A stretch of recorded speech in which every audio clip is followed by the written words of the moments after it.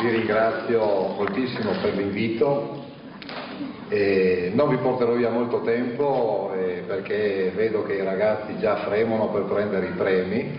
Vi porto in ogni caso non solamente il mio saluto ovvio, ma anche quello del Presidente Enrico Berghetta, del Presidente della Provincia, che per impegni assunti in precedenza non ha potuto essere qui questa sera, anche se ci teneva moltissimo perché indubbiamente una serata di fronte a tanti ragazzi che rappresentano il futuro della nostra provincia merita sicuramente una chiacchierata e un saluto molto caloroso.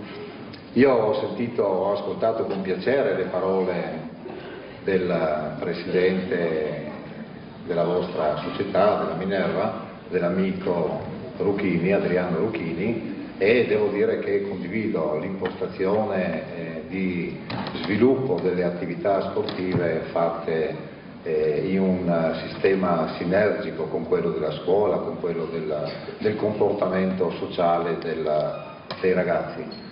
È indubbio che gli esempi ai quali noi veniamo sottoposti giornalmente dai mass media non è che siano proprio il massimo, no?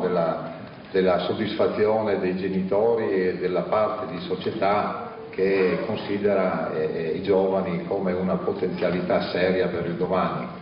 Oggi ragazzi voi siete contenti, vi divertite, sarete premiati, state attenti che però fra 10 anni, se non sarò io, qualcun altro vi beccherà per mandarvi a lavorare. Quindi divertitevi oggi, divertitevi, fate contenti i vostri genitori e tanti auguri e un buon futuro a voi e ai vostri familiari.